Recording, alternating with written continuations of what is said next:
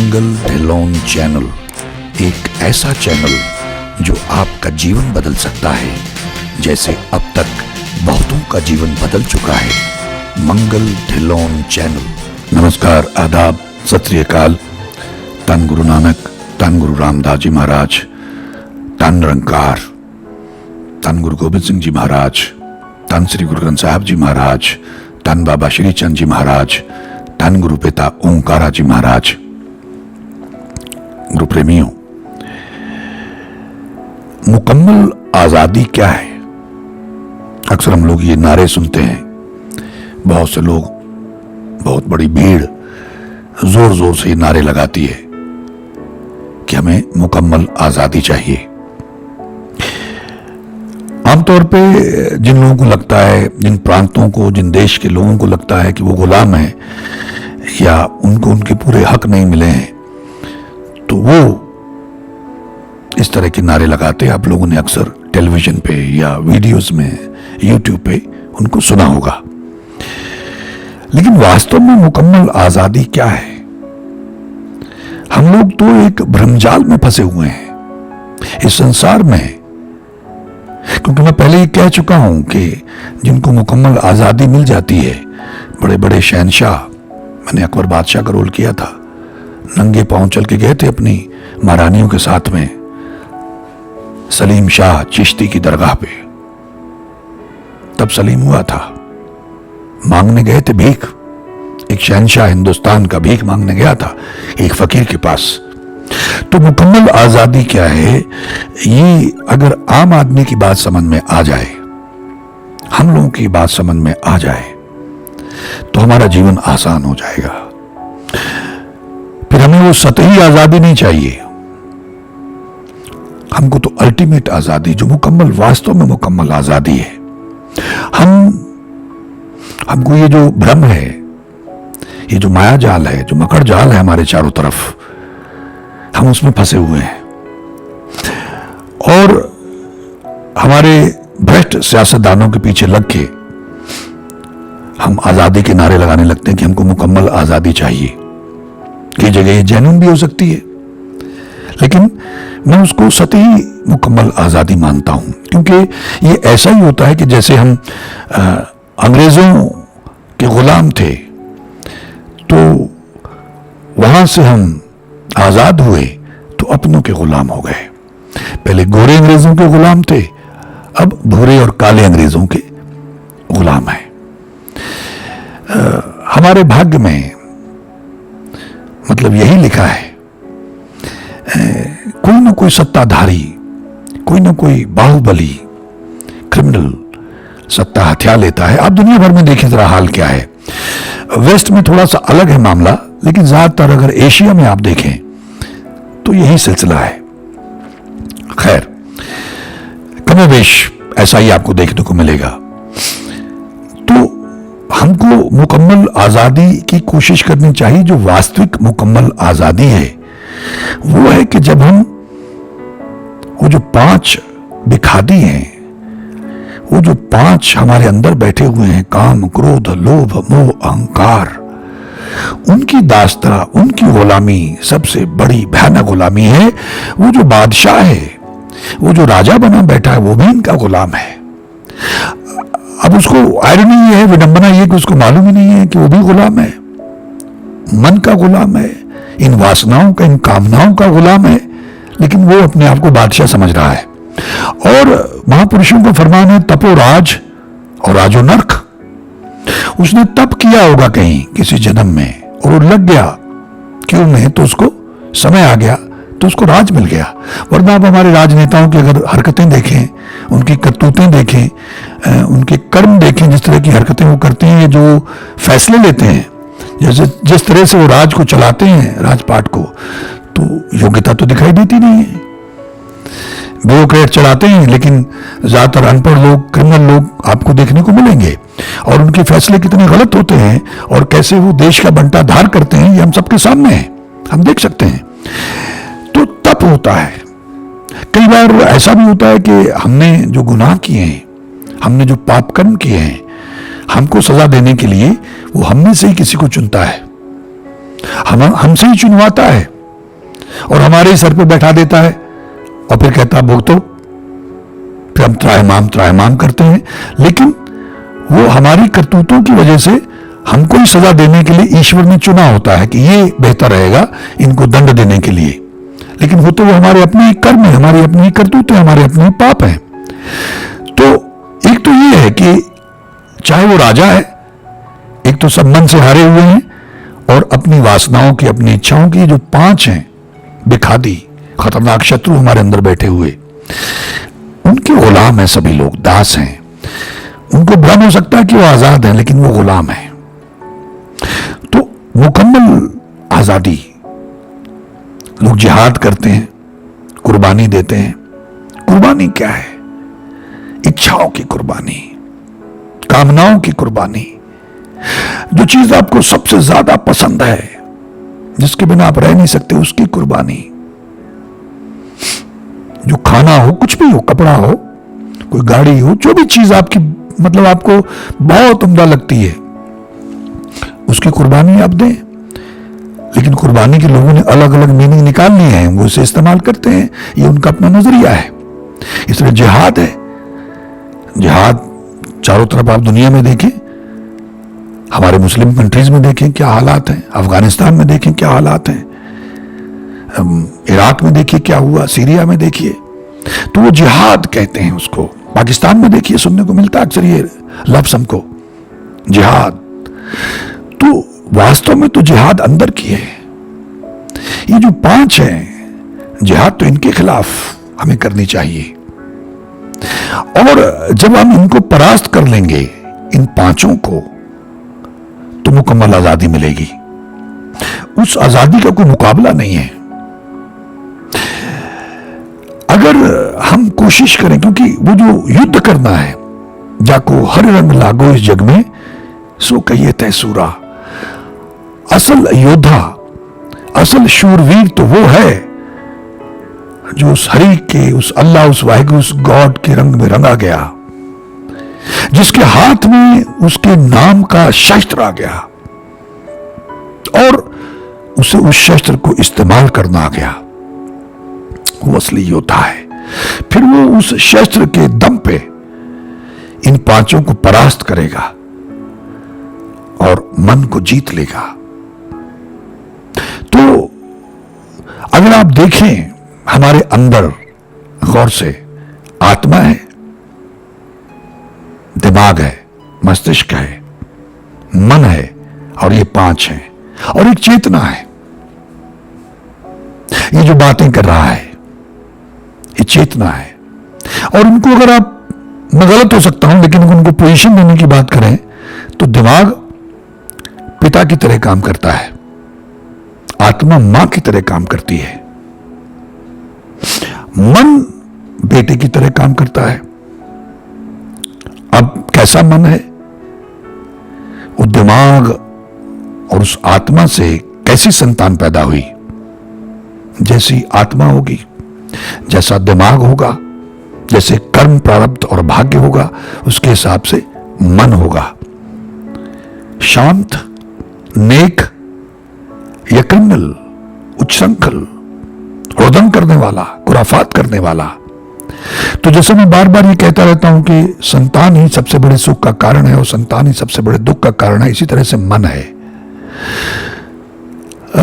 आत्मा कंसर्न रहती है, पिता राय देता है, लेकिन बेटा इग्नोर करता है। जैसा बेटा होगा, मन इग्नोर करता है, अपनी मनमर्जी करने लगता है। और जैसा मैंने पहले जिक्र किया है किसी वीडियो में कि इन 5 मित्रों के साथ में खेलता है, वो इनके कहने में रहता है, इनका गुलाम बन के रहता है। ना मां की सुनता, आत्मा की तो सुनता ही नहीं है। ठीक है, तो भटक जाता है, बर्बाद हो जाता है। तो जब आपके पास वो शस्त्र आ गया और आप इन वासनाओं से, इन कामनाओं से, इन इच्छाओं से, जिन्होंने आपको गुलाम बना रखा, चाहे वो काम वासना है, काम है, क्रोध है, लोभ है, मोह है, अहंकार है, तो जितनी भी चीजें हम अपने जीवन में करते हैं वो इन्हीं 5 की ब्रांचेस होती हैं। अगर आप उसको बारीकी से उसका निरीक्षण करेंगे तो आपको पता लग जाएगा कि ये काम का हिस्सा है, ये क्रोध का है, लोभ का है, मोह का, अहंकार, उसकी ब्रांच है। और उसकी जैसे एक पेड़ है, उसकी एक जड़ होती है, उसकी मेन समझ लीजिए 5 टहनियां हैं, और फिर अनेकों पत्ते और अनेकों उसमें छोटी छोटी टहनियां होती हैं। इसी तरह से आप और आपकी 5, उसके जो बीच में सेंटर में जा रहा है वो मन, नीचे जड़ उसकी आत्मा है, उस पर सब कुछ निर्भर करता है।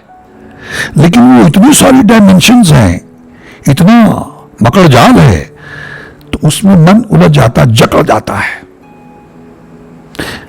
अब अगर हमको ये बात पकड़ में आ जाए, ईश्वर के नाम का शस्त्र हमारे हाथ में आ जाए, कहीं से कोई जुगत पता लग जाए, हमारा पीछे बोया हुआ कुछ अंकुरित हो और हमें कहीं से वो जुगत पता चले और वो बात पकड़ में आ जाए और हम उसका अनुसरण करना शुरू कर दें, तो फिर बात बन जाती है।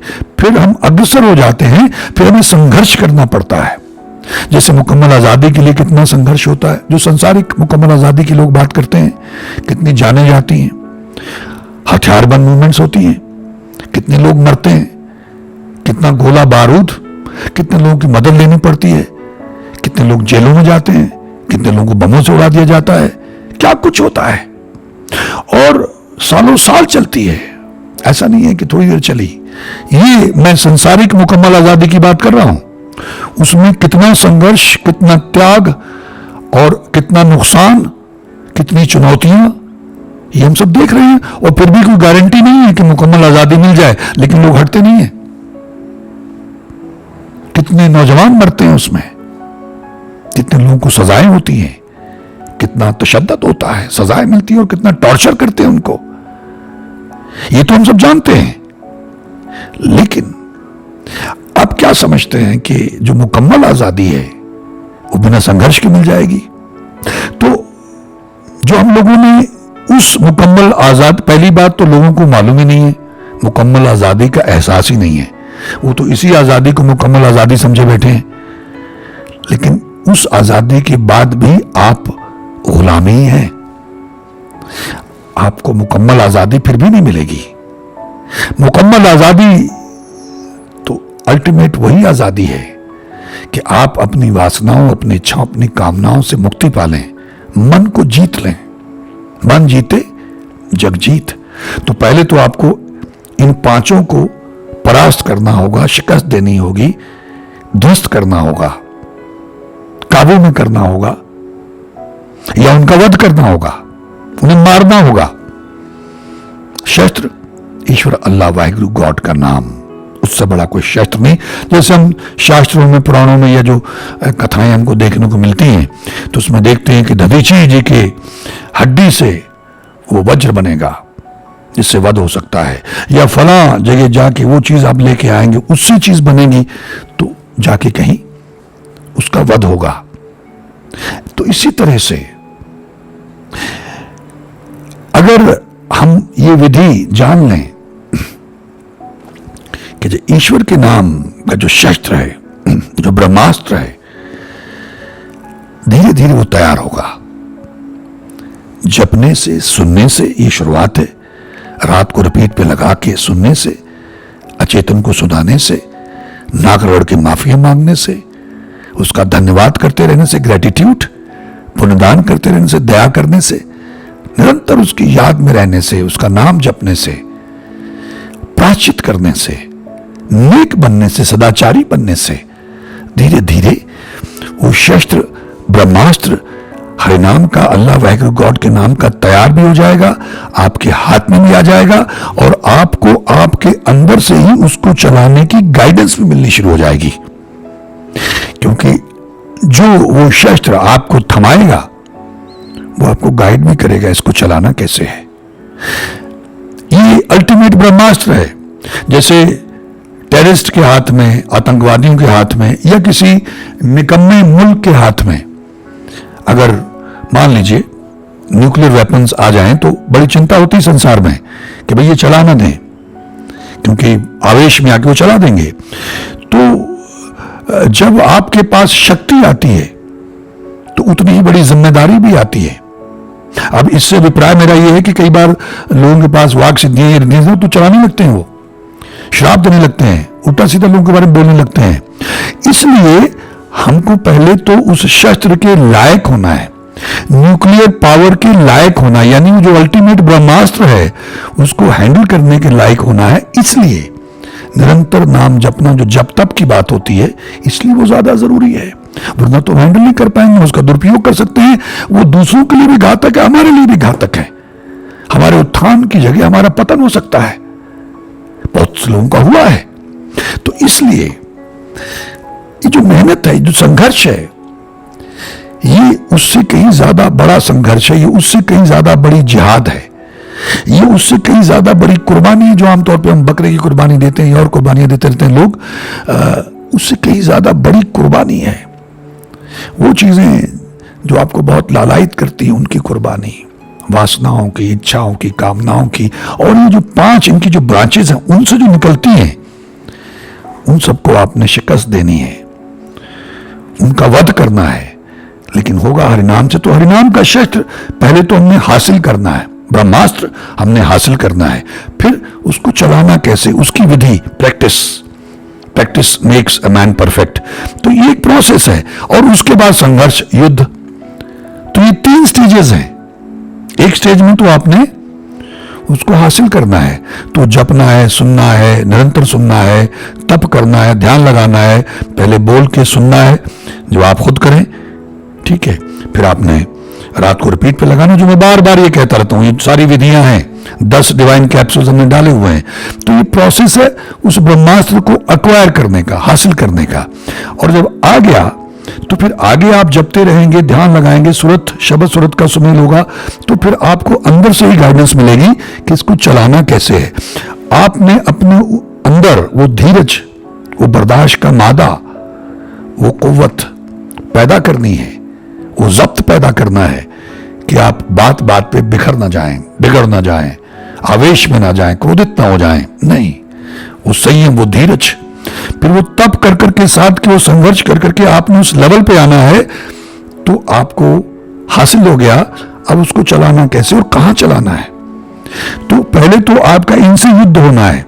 ये आएंगे अलग अलग रूपों में, मतलब आप हैरान हो जाएंगे। जैसे मैंने वो एक अलग ढंग से सिक्कों की बात की, तांबे के, चांदी के, सोने के, हीरे, माया आएगी प्रचंड रूप में, उसके बाद में टेस्ट होगा, परीक्षा होगी, ये सब करना है। तो उसमें ये तमाम जो ये 5 विखादी हैं, ये विकार, इन्हीं की कोई ना कोई ब्रांच किसी न किसी रूप में आएगी, और इनके पीछे, इनके ऊपर हाथ किसका है? माया का। इनको प्रोटेक्शन किसका है? जो अल्टीमेट होता है ना, इसको किसका हाथ है? माया का, काल। तो वो ये उन्हीं की माया की ही एक्सटेंशंस हैं। तो वो उनके जरिए किसी न किसी रूप में आपको परास्त करने की कोशिश करेंगे। तो जो अखाड़े में दांव पेच होते हैं, युद्ध में दांव पेच होते हैं, स्ट्रेटजीज होती हैं, वो आपको आपके अंतःकरण से गाइडेंस मिलेगी, उस निरंकार से, उन शक्तियों से जो पॉजिटिव हैं, सकारात्मक शक्तियां हैं, वही आपको अभ्यास करवाएंगे। तो धीरे धीरे practice makes a man perfect. आपने एकदम युद्ध में नहीं उतरना, पहले तो तैयारी करनी, प्रैक्टिस करनी। जैसे कोई भी पहलवान या बॉक्सर जब चैंपियन बनना चाहता है या युद्ध में उसने जाना है, तो पहले उसको हथियार दिए जाते हैं, फिर उसको ट्रेनिंग दी जाती है, ट्रेनिंग देने के बाद में फिर उसकी मॉक प्रैक्टिस होती है, ठीक है। तो उसको पारंगत किया जाता है ताकि वहां नुकसान ना उठा जाए। तो ये अल्टीमेट युद्ध है, ये अल्टीमेट संघर्ष है, ये अल्टीमेट जिहाद है। तो इसमें कुर्बानियां भी अल्टीमेट हैं, लेकिन प्राप्ति भी अल्टीमेट है। इससे बड़ी कोई प्राप्ति नहीं है संसार में। तो मैं अक्सर सबसे प्रार्थना करता रहता हूं कि मुकम्मल आजादी इन 5 जो विकार हैं, इनका वध करने के बाद, मन को अपने कंट्रोल में लेने के बाद, जब मन आपके बस में आ जाएगा, आत्मा की गाइडेंस पे वो चलेगा, तो आप देखेंगे कि आपको कोई भी चीज इस संसार में आपकी पहुंच से दूर नहीं लगेगी, क्योंकि आप अल्टीमेट विजेता होंगे,